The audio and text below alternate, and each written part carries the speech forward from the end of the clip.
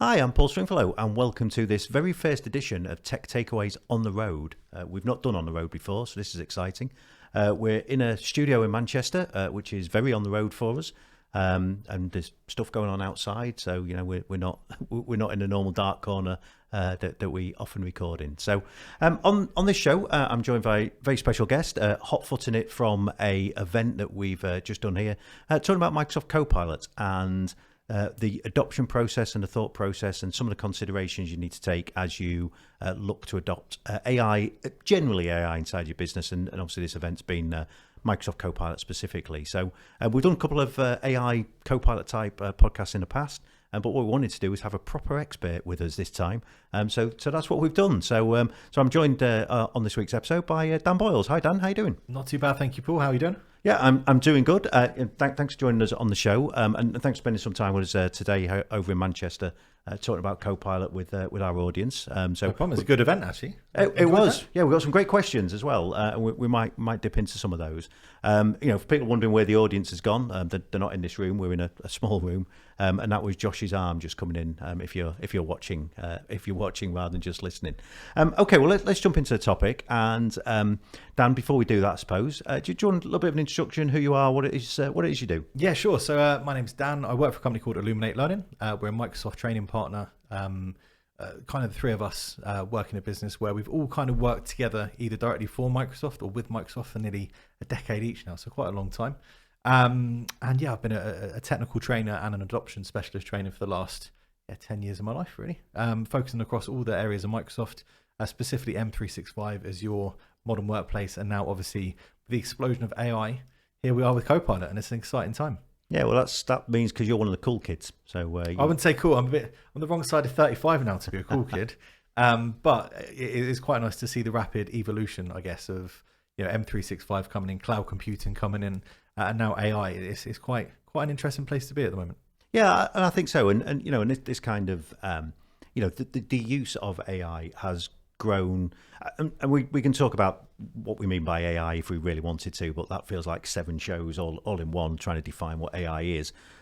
So for what we're going to be talking about today is that kind of generative stuff. It's the stuff that sits within Microsoft 365. So do you want to give a little bit, well, maybe why don't we start there? Let's talk a little bit about kind of Copilot and what Copilot actually is. Yeah, sure. So you're absolutely right. AI comes in many shapes and forms.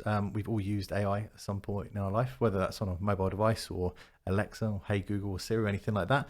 But Copilot is the first kind of commercial offering that's really come out that's going to help us in our work life. Now, if we take something like ChatGPT that a lot of us have started using, 100 million users in 61 days, that's a ridiculous uptake of it. And we all know we can log on, we can ask it a question, we get an answer back. In fact, it's very similar to, do you remember Ask Jeeves?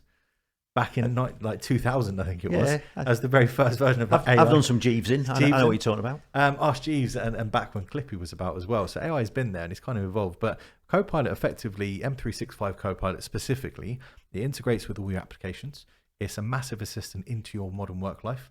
So whether you need it to help write emails, whether to find information, it's the first time that we've seen a product fully integrate across the entire M365 ecosystem.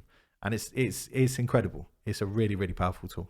So, well, actually, maybe first question is just something there, because we're talking about this kind of Gen AI, ChatGPT type stuff, and this whole conversation has grown massively in kind of a period of about 18 months. You're just talking about the kind of rate of adoption for ChatGPT. And if we were meeting 2 years ago in Manchester, we weren't even having this conversation. No. We probably weren't really talking about this space.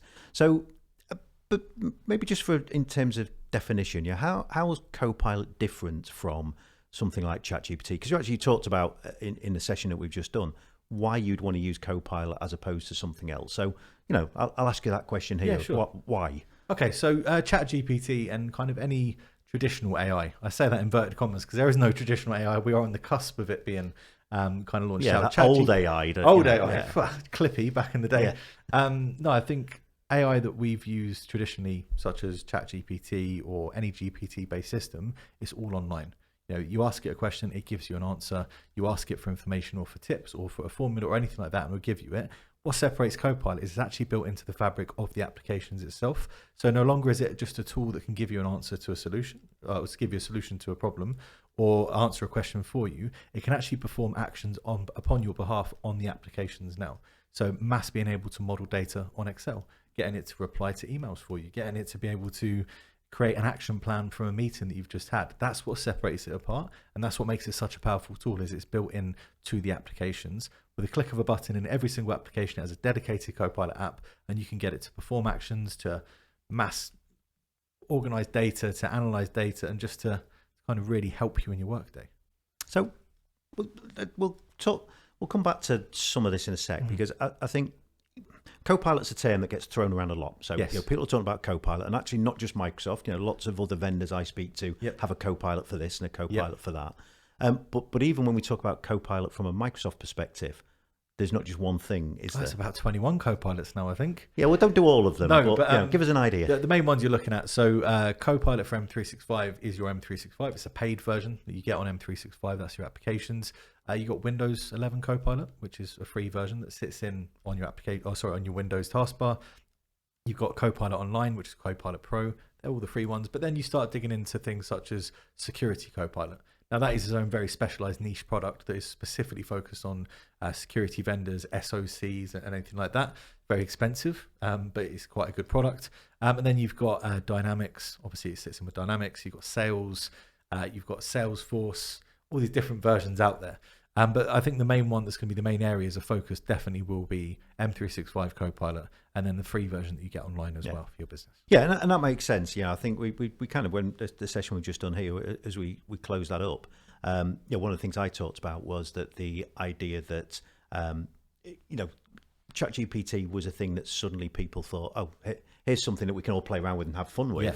But nobody's doing that at work. And then suddenly Microsoft started to roll this. You've just talked about it's kind of rolled into the absolute fabric of Microsoft 365. And that's it. On ChatGPT, if I was to ask it to write me an email to a customer on Copilot adoption, it would do a really good job at that. But it would do it online, and I'd still or I could have to build in a custom solution somewhere on a Teams channel and do it. However, if I just open Outlook, press Copilot and say, write me a customer email facing for Copilot adoption, reference these 3 documents on my SharePoint, instantly it pulls it in, and that's what sets it apart. It has access to all your documents, everything on your SharePoint, or as much as you want to share with it. It has access to your email history, to your website history, everything you've done in your business life, your M365 graph, it interacts with. And that's where it really comes out heads and above than anyone else at the moment, is because it's got that native integration with it. You made a good point in the session, actually, and I was going to come to this later, but we'll do it now because it kind of makes sense. That piece about it's using the information that you've got inside of Microsoft 365, and somebody asked, actually, I won't pretend it was me, but somebody asked a question during the session about AI hallucination. Yes. And you made a really interesting point, and maybe one of those reasons why, actually, as a business, you might want to consider Copilot rather than ChatGPT, was around how hallucination is not a problem in 365. Do you want to explain that? Yeah, so hallucinations, for those that don't know, is when AI will effectively give you an answer for the sake of giving you an answer. It's fill in a void. You're asking it to answer a question, it gives you a quantified answer back. However, other platforms, it will just give you an answer. It's a bit like the internet. If you search the internet, you don't know what's true, what's not. The difference with Microsoft is it gives you quantifiable answers at every single step along the way. So if you ask it to reference something on the internet, not only will it give you the answer, it will show you the reference points where it's got from and instant links where you can click on to quantify that answer. So things such as hallucinations really shouldn't be an issue, because you're also double checking that data when it comes across. And when it pulls data in, even if it's performing an action, for example, of, if I take my year's accounts and we increase our prices by 5% on suppliers, can you generate my projected revenue for next year? It will say, sure, this is the data cell we used. This is the calculation. Do you want me to expand on it further? So it's the ability to, every single point of it is referenced. Therefore, you shouldn't ever have a problem with hallucinations, because as I think as a basic on everything, we should be referencing our data all the time and checking it. We should never blindly trust anything that comes across. Well, I think that, and that's a really good point, and you're showing some demos of some stuff that you've built with, we'll maybe talk about it later, but the interfaces in with Copilot. And one of the things that I thought was really interesting was basically you've got a disclaimer at the bottom of that saying, don't believe anything I tell you, almost. Yeah. I mean, it's worded slightly more professionally than that. Yeah. But I think that kind of piece around, I think there's a couple of important things for people listening to this thinking, do I want Copilot in my business? Is that thing about it's only giving you answers based on things it knows, and actually that ability to reference those things as Yeah. well, I think is really important. So let's move on quickly to this kind of idea of why you might want to use Copilot. So we talked a little bit about what Copilot is, but what are some of the use cases that people might want to consider? So they sort of thinking, well, sounds great, but should I bother? What's some of those interesting use cases you've seen? So I think some of the biggest use cases we'll see is when it comes to digital debt in our workplace. And digital debt, especially after lockdown, has come massively into fruition. It's the amount of people we have to communicate with, the amount of platforms we have to communicate across, whether it's OneDrive, SharePoint, email, Teams, etc., etc. And the biggest uptakes I'm seeing in the deployments we've done is being able to simplify that communication and put it into one place. Yeah. So communication point, email chains of doom, my favorite things to talk about. 30, 40 emails long, replies, they're forwarded. It's not very clear on who has to do what. However, I can quickly point Copilot and say, give me an action plan. What do I need to do moving forward on this? Even down on Teams, I think communication in a part of, from a sales perspective or from kind of any customer facing perspective where you interact with third party, you interact with internal team members, being able to use Teams to instantly recall anything you've talked about, instantly being able to generate things such as agenda for the meeting, being able to recap and say, have we hit the agenda points? What's the pros? What's the cons? One of the biggest features as well that I absolutely love is that I don't have to attend the meeting to have access to that meeting as well. So if the meeting is recorded, it's on catch up, I can then ask Copilot about that meeting. What was my outcomes for this? What did I personally need to do? So the uptake use case, and I think businesses where we're seeing it is massively on the communication front at the moment. I think anyone in the finance industry will see an absolute game changer in the way they approach work, purely for the amount of information we can instantly manipulate, we can analyze, and we can then model at a simple command. Yeah. If we've got hundreds of documents we need to work across, or I'll give you an example. We're working with an accountancy firm. They're able to take their audit time down for a company from 10 days to 2 days because they can just point Copilot and say, show me this specific set of data, and it pulls it back within a minute. Now that would have taken them 2-3 days to find. So you can do that. So finance is a huge uptake. I think communication, sales, anything in marketing as well. Marketing, human resource, anyone that deals with data.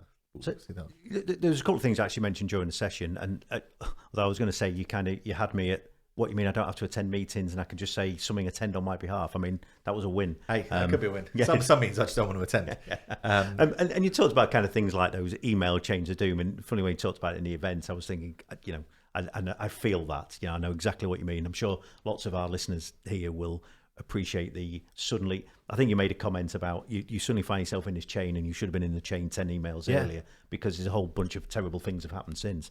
But I suppose the thing I kind of took away from what you presented and what you've just said, this isn't here to replace anybody. No. What we're looking to do is just to be a little bit more efficient. If you can find something that can quickly summarize something for you, you can find something that quickly identifies for you, here's some steps, here's some action items. You talked about in the session that it was akin to 12 minutes a day. So if you can say 12 minutes a day, that saves you 1 hour a week. Yeah. If you save 1 hour a week across your entire year, you save an entire week's worth of time.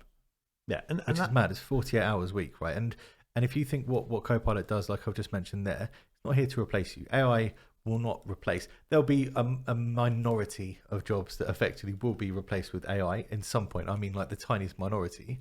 However, what it will do is it's there to save me time from the digital debt that we have. And after COVID, we have a lot more digital debt, more ways to communicate. And I made a joke in the presentation.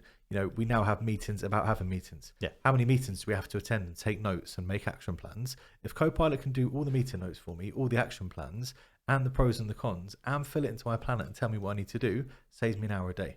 If I can save myself an hour a day, actually my productivity goes through the roof because I'm not bogged down with the smaller stuff that might be laborious or anything like that. I'm actually being able to be more productive with my time, and that's a win for AI and for all of us, I think. Yeah, and I think because one of the things people will look at is that Copilot's not cheap. You don't get it for. I mean, there's bits of it you can have for free, but on the whole, you're paying $30 a month per user. All up front as well. You have to pay. For and it's a 12-month commit, and you've got to pay for it all. But actually, when you start looking at it in those kind of terms of the right people, and I think that's important, but the right people using that technology potentially save themselves a week. Well, those people are probably costing you more than £300 a week. $7 a month, $7 a week is what Copilot costs. Yeah. $7.50 a week, really, if you're going to pay across the year.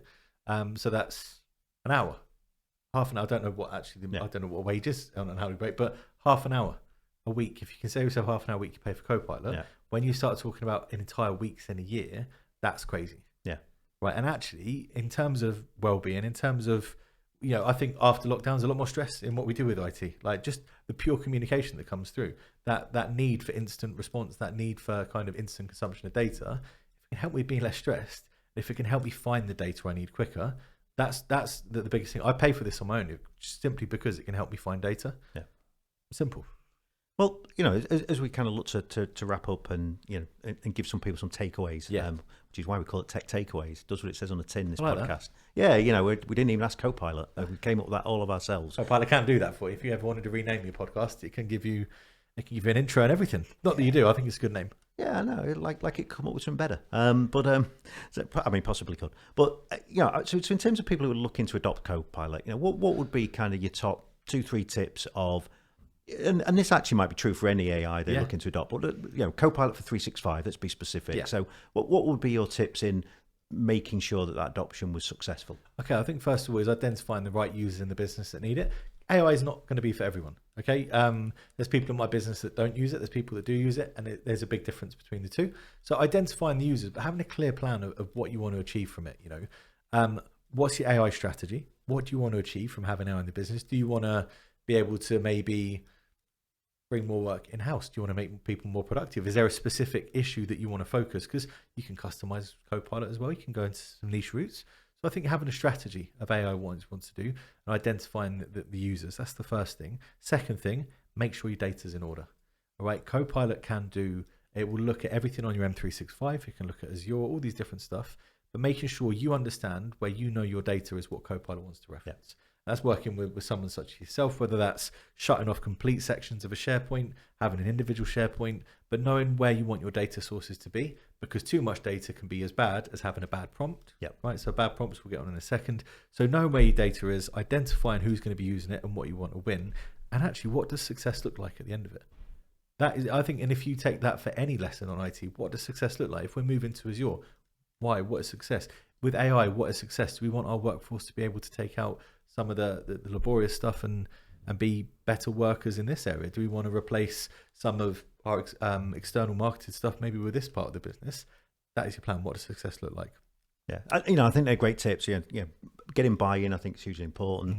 Making sure we talked kind of in the session. We used to use in IT the phrase "garbage in, garbage out" a lot. That's probably never become more relevant than it's suddenly become again. No. That if we're going to start using a Copilot type technology for Microsoft 365, make sure you're feeding the right stuff into it. We've done a couple of episodes where we've talked about where business has been bitten by feeding poor or outdated information in. And that thing, actually know what you want from this. It's not just, and I think you can't just turn it on and hope for the best. Yeah, I think on that is you need a clear rollout plan with the product. If you turn this product on straight away, you're probably going to be quite underwhelmed because you don't know what it can do. Yeah. You don't know the capabilities or the limitations. And it will lead to ultimate frustration because you don't know what you don't know. Having a clear rollout plan with staged rollout, working with yourself, working with all the great stuff that's able to do that, being able to have a clear plan, a clear weekly plan, a clear weekly success plan, training, enablement, all this stuff has to be in place so that users, as we saw in the presentation today, if people don't know what they can do with it, it ultimately leads to a drop in consumption, which isn't good for anyone. Because we are at the cusp, we're like day one at the moment. We've almost got a toddler that can't even walk, and in a year's time, it's going to be incredible. But we just need a plan to get there. Well, you made a great point actually about AI and Copilot as it stands today is the worst it's ever going to be. It's only going to get better from here. We'll say it's the most basic, not the worst. Yeah, okay, I'll probably look somewhat at Microsoft if I say most basic. No, but I get what you mean. In terms of it's the most basic it's ever going to be, and really every single day something new is being added on, even with Copilot. So we do need to nail the basics. It's a bit like Excel or SharePoint. I still train people now on SharePoint. It's been out for 10 years. Yeah, I remember when it wasn't called SharePoint on its first iteration, but I'm still training people on that. So I hope we're not in that position with Copilot and AI because there's so much more that we can get out of it. Yeah. So. Well, Dan, it's been great. I think that's some great insight into Copilot for 365 or M365. And some of the use cases and some of the things that you should be looking at. So, it's been great, Dan. Really appreciate your time. Thank you very much for having me on. It's great brilliant podcast. I feel like Joe Rogan today as well. Yeah, well, there's a phrase we don't use very often, but what the heck. Joe Rogan in the tech world. Yeah. So, but hey, look, if you enjoyed the show, you want to find out more about Copilot, then and actually one of the things I think that they're interested in, and one of the things I'm keen to do is look to start to build a little bit of community around how people are starting to use AI inside their organisation. So, look, if you've got some stories to share about good use cases, within terms of what you're allowed to share. But if you've got some examples of good use cases, do get in touch with us. You can drop something in the comments, or you can contact us in all the ways you can contact Gardner Systems. So we'd love to hear that, and maybe we'll put some stories together, maybe get some people on to talk about how they're using AI, because you made the point more than once today about we just don't know what we don't know, and there's going to be so many use cases with this that I don't know what I don't know. And I'm kind of one of the experts in it, which is a bit worrying sometimes, because I just read a new email every day when stuff comes out. But no, it's on the cusp at the moment. And in a year's time, if we can have this chat in a year's time and see where we're at, it's going to be pretty special. Yeah, no, I absolutely agree. So, hey, but for this one, there should be some great takeaways there for you. Dan, thanks for your time. All right, thank you very much. If you enjoyed the show, you want to make sure you don't miss future episodes of Tech Takeaways, and do subscribe. You can subscribe here on YouTube. There's some buttons somewhere that you can click on the YouTubes. Follow, and subscribe. I've waited to say that for a long time. Oh, there you go. It's like a true pro. You think, whatever we are, 60 episodes in, I would think of saying that, wouldn't you? But you can also subscribe in all good homes of podcasts, and probably some bad ones as well. So until next time, thanks for watching Tech Takeaways. Cheers.